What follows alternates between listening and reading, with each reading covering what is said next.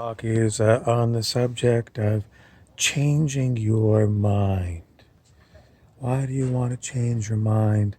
Mostly because you've been programmed to have a mind that is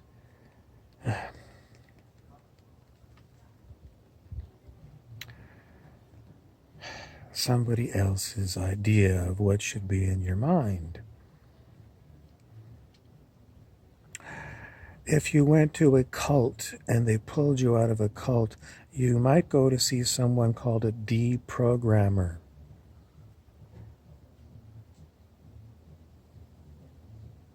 The programming of America was done primarily through movies. Who hasn't seen movies? And you've also been programmed with food.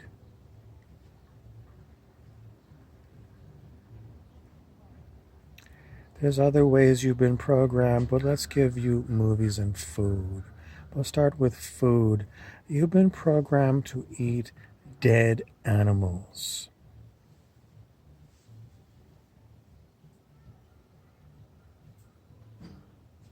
And you never stop to think about the horrible nightmare that must be for an animal to go to a slaughterhouse knowing it's going to be killed.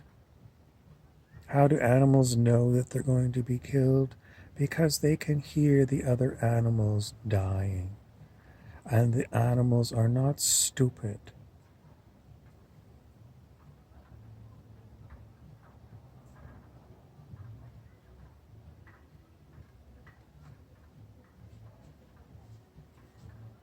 The animals are used to humans. Humans give them injections of things like antibiotics and growth hormones. But the animals in factory farms don't have too much association with humans.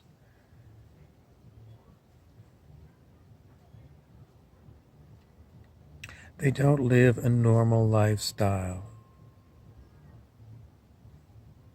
And you subconsciously know all about factory farms and about slaughterhouses. And yet when you go into Walmart and you buy meat, prepackaged, you look at the steaks and wonder, does it have enough marbling in it? Is it a good price?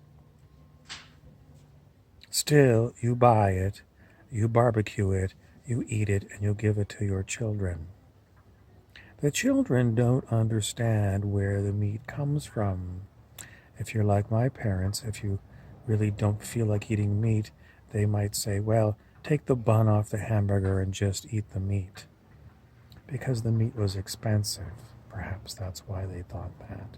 Nevertheless, as a young child, you don't know about slaughterhouses. You might not even connect the fact that this meat used to be an animal, and you might have a pet that you love that's an animal. You are highly programmed to ignore the fact that animals are slaughtered so you can eat steaks and chicken breasts at high-end restaurants, at McDonald's, and at your house.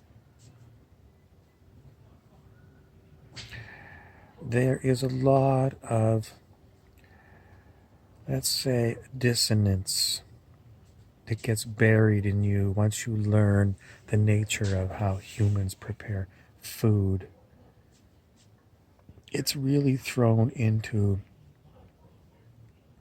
a dark closet in the back of your mind. You don't want to look at that.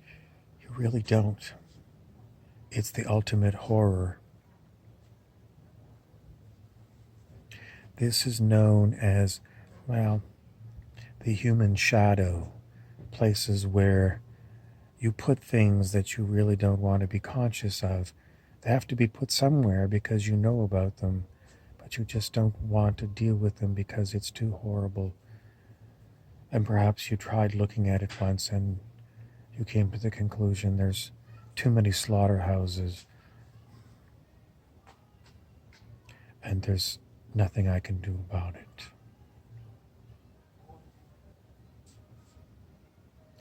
Even still, this information, even though you throw it into your shadow, you're still unable to completely erase it from your consciousness.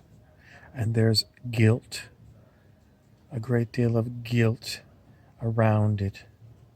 Guilt that you're eating it, guilt that you're feeding it to your friends, family. Maybe if you work at a restaurant, you're feeding it to other humans. You feel guilt about it every time you see a pet.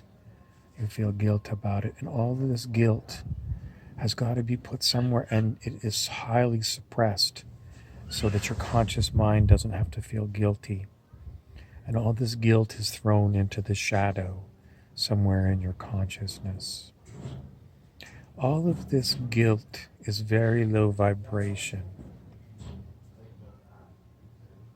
which means it's in your mind, and it is, in essence, aging you, killing you, because this stuff is in you, and it is a nightmare. So why is it that humans grow old? Partly due to the fact that they've suppressed what they're doing every day. And what they're doing every day is causing a lot of very low consciousness, which is actually death to a living organism. And you're storing it in your mind, and you're storing it in your body.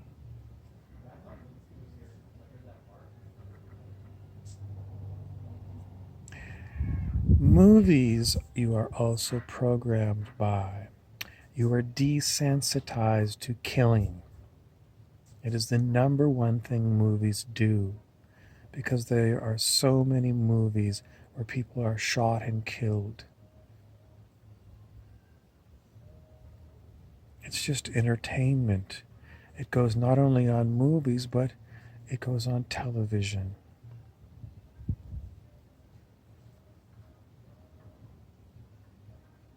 Strangely,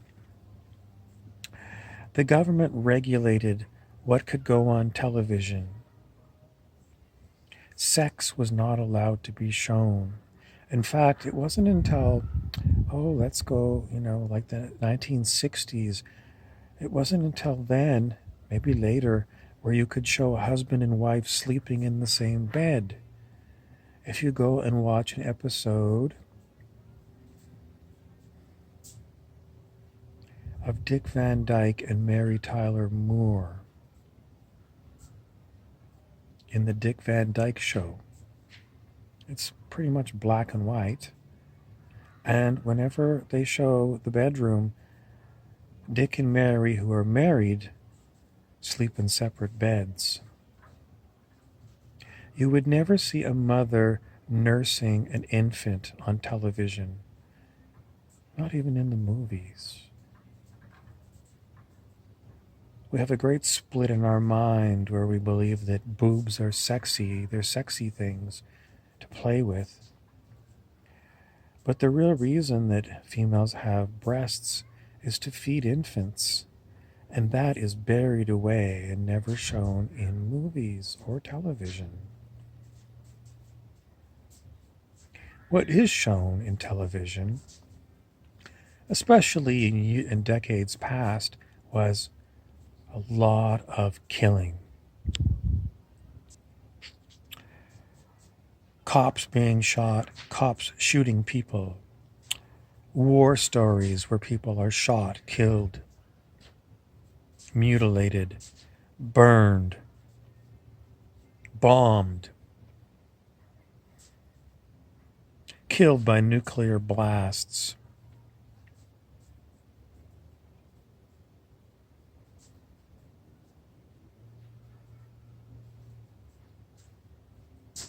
There's plenty of other programming that went on in movies, subliminally. Children's movies by, for example, Walt Disney had a lot of sex in them. Children were programmed to see these things, but not see them. It was in the advertising, all over the advertising in magazines. Sex sells, but you didn't want to come right out and say sex, but the letters for sex would be written in stylistically into pictures that were mass produced, and you would see them all the time. Magazines, movies. What was the point of it? The point was to control you without you knowing it, to change your behaviors without you knowing it, to turn you into the ultimate consumer so that corporations could make lots of money off of you, to turn you into a killing machine so that if the government needed to call you up and put you in the army, you'd be easy to train.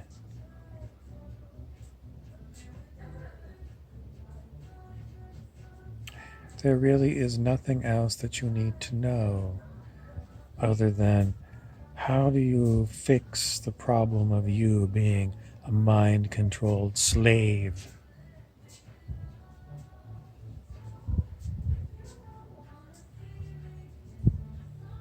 Music is used also to program you.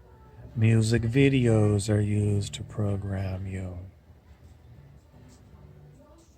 The main thing that keeps coming out is you are pretty much a sex toy for others. The massive pornography industry feeds you. And what would you have been if you hadn't have been mind controlled? Generally speaking, it's not known, because no one on the planet has not been mind controlled.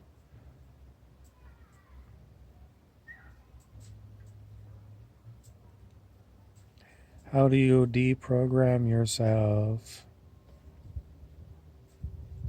It's not easy because so much is in your unconscious mind. And pretty much you've got layers of armor on top of it so you don't have to look at this stuff that's in your shadow. But all the same, it's still making you sick in many different ways. You might be blaming your sickness on genetics, germs, old age.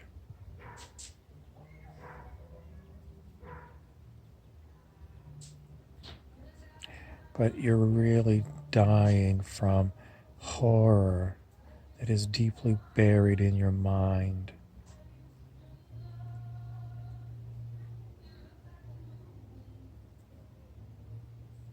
That is all I have to tell you. This has been another episode of Rumpelstiltskin's Ghost Stories, Campfire Stories, Stories for Boys and Girls, Stories for Girls and Boys. I'm your storyteller, Victor Price.